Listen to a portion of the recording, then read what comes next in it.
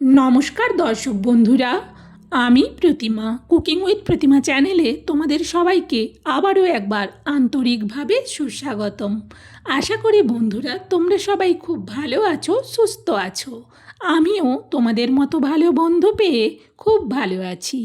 আজকের রেসিপিটা শুরু করার আগে যে সমস্ত বন্ধুরা আজকে প্রথম আমার রেসিপি দেখছো, তোমরা আমার আরও রেসিপি দেখতে চাইলে আমাকে বন্ধু করে আমার এই ছোট্ট পরিবারে যুক্ত হয়ে আমার পাশে থেকো। আমার জানা রেসিপিগুলো তোমাদেরও ভালো লাগবে। চলো তাহলে সব বন্ধুরা এবার রেসিপিটা শুরু করি। দেখো, আমি এখানে 5 পিস সজনে ডাঁটা নিচ্ছি। ডাঁটাগুলো কিন্তু বেশ লম্বা লম্বা, সেই জন্য 5 পিস নিচ্ছি। আর নিচ্ছি একটা গোটা কাঁচকলা, আর নিচ্ছি একটা মিডিয়াম সাইজের আলু। এখন এই আলু, কলা আর ডাঁটাটা আমি কেটে ভালো করে ধুয়ে নিয়েই ফিরে আসবো। তোমরা কিন্তু স্কিপ করো না, আমার সাথে পুরো রেসিপিটা দেখো। দেখো, আলু, কলা, ডাঁটা কেটে ধুয়ে নিয়েছি। আলুগুলো এইভাবে লম্বা লম্বা বড় বড় কেটেছি, আর কলাকেও কিন্তু বড় বড় করে কেটে নিয়েছি। আর ডাঁটাটা যেভাবে কাটতে হয় সেইভাবে মিডিয়াম সাইজের করে কেটে ভালো করে ধুয়ে নিয়েছি। এতে দেওয়ার জন্য নিচ্ছি আমি 4 পিস শোল মাছ। এই 4 পিস মাছও আমি ধুয়ে নিয়েছি। দিয়ে দিচ্ছি পরিমাণ মতো লবণ আর হলুদ। মাছে এবার ভালো করে লবণ আর হলুদটা মাখিয়ে নেব। আজকের এই ডাঁটা, আলু, কলা দিয়ে শোল মাছের ঝোল আমি কিভাবে রান্না করব সেটা কিন্তু পুরোটা তোমরা দেখো। এইভাবে রান্না করলে গরম ভাত খেতে কিন্তু ভীষণ ভালো লাগে। দেখো, মাছে আমার লবণ আর হলুদ মাখানো হয়ে গেছে।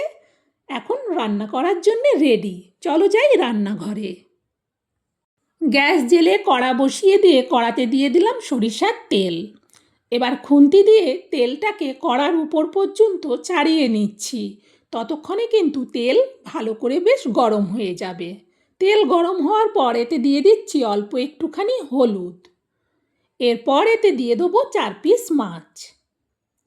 একেবারেই দিয়ে দিলাম 4 পিস মাছ। 2 মিনিট অপেক্ষা করার পর মাছগুলোকে এবার ভালো করে খুন্তি দিয়ে উল্টে পাল্টে দেবো এদিক আর ওদিক। ভালো করে মাছগুলোকে একটু ভেজে নেব। খুন্তি দিয়ে একটু ভালো করে উল্টে পাল্টে দিতে হবে। সব দিক দেখে নিচ্ছি যে মাছের কোনো দিক ভাজতে থেকে গেল না তো। মাছগুলো কিন্তু বেশ ভালো করে ভাজা হওয়ার পর একটা জায়গার মধ্যে তুলে নিচ্ছি। সব মাছগুলো তোলা হয়ে গেলে এই তেলেতেই দিয়ে দেবো এবার কাঁচকলাগুলো। যেহেতু একটা কাঁচকলা ছিল, আমি তাকে 4 ভাগে বড় বড় করে কেটেছি। ভালো করে দেওয়ার পর এবার এদিক ওদিক উল্টে পাল্টে ঠিক মাছকে যেভাবে ভেজেছিলাম কলাটাকেও এবার সেইভাবে ভেজে নেব। 2 দিক ভালো করে কলার কিন্তু ভাজা হয়ে গেছে। এখন এতে দিয়ে দিচ্ছি আলুগুলো। সব আলুগুলো দেওয়ার পর ভালো করে একটু আলুগুলোকেও তেলের সাথে নাড়াতে থাকবো। তেলটা বেশ গরম হওয়ার পর গ্যাসটাকে কিন্তু মিডিয়ামে করে দিয়েছি। ভালো করে আলুগুলোকেও একটু উল্টে পাল্টে দিলাম। এই আলুগুলো ভাজতে ভাজতে দেখলাম কলাগুলো কিন্তু ভাজা হয়ে গেছে, সেই জন্যে আলুর থেকে বেছে কলাগুলোকে আমি তুলে নিচ্ছি।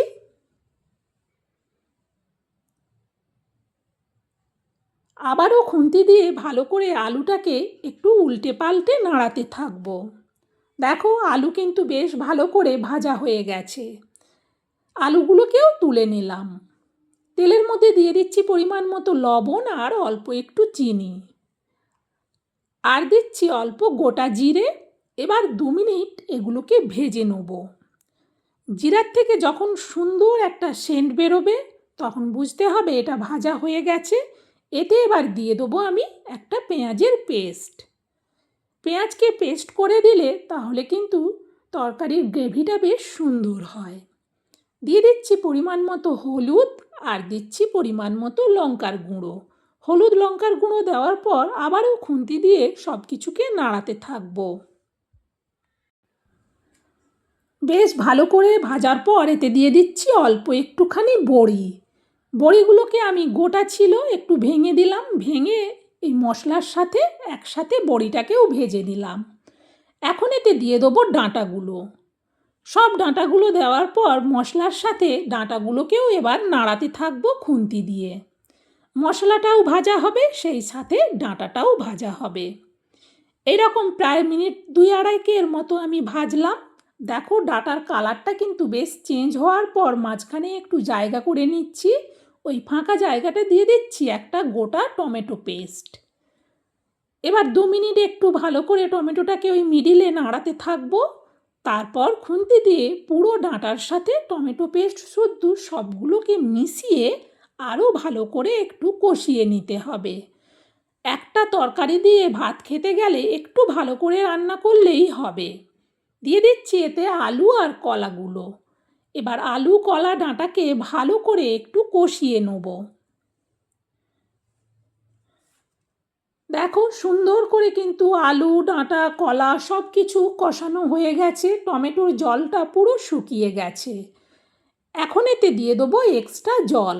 যেহেতু আমি মাছের ঝোল বানাবো সেই জন্যে একটু জলটা বেশি করেই দেবো, যাতে ভাত মেখে খেতে ঝোলটা থাকে। খুন্তি দিয়ে একটু নাড়িয়ে দেখে নিলাম। এখন এটা ঢেকে দেবো। ঢেকে দিয়ে গ্যাসের ফ্লেমটাকে কিন্তু বাড়িয়ে দেবো, তাহলে তাড়াতাড়ি ফুটে উঠবে। ফুটে ওঠার আওয়াজ হতেই আমি কড়ার থেকে ঢাকনাটা সরালাম। দেখো তরকারিটা সুন্দরভাবে ফুটে গেছে। খুন্তি দিয়ে ভালো করে একটু নাড়িয়ে দেখে নেওয়ার পর এবার আমি এতে দিয়ে দেবো মাছগুলো। 4 পিস মাছ একেবারেই দিয়ে দিলাম। এবার খুন্তি দিয়ে মাছগুলোকে একটু ঝোলের মধ্যে ডুবিয়ে দিলাম। এরপর এটা আবারও ঢেকে দেবো। এবার কিন্তু গ্যাসটাকে একেবারে লোতে রাখবো, না হলে ঝোলটা তাড়াতাড়ি শুকিয়ে যাবে, কারণ এখন ডাঁটাটা সেদ্ধ হতে বাকি আছে। প্রায় মিনিট 3 বাদে আবারও আমি কড়ার থেকে ঢাকনাটা সরাচ্ছি। দেখো তরকারিটা আস্তে আস্তে ফুটছে। খুন্তি দিয়ে ভালো করে একটু নাড়িয়ে দেখে নিলাম। দেখে নেওয়ার পর এতে আমি দিয়ে দেবো 1/2 চামচ ভাজা জিরে গুঁড়ো। এটা প্লেন জিরে গুঁড়ো ভাজা। এইভাবে জিরে গুঁড়ো ভাজাটা দিয়ে তরকারির মধ্যে ভালো করে মিশিয়ে দিলাম।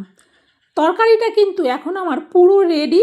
গ্যাসটা অফ করে দিয়ে এবার আমি তরকারিটা নাবিয়ে নেব। নাবিয়ে এইরকম একটা বড় স্টিলের জায়গার মধ্যে ঢেলে নিচ্ছি। বন্ধুরা এইভাবে কাঁচকলা আলু সজনে ডাঁটা দিয়ে শোল মাছের ঝোল করলে গরম ভাত খেতে ফাটাফাটি লাগে। একবার আমার দেখানো পদ্ধতিতে রান্না করে দেখো, তাহলে বুঝতে পারবে যে রেসিপিটা কতটা টেস্টি হয়।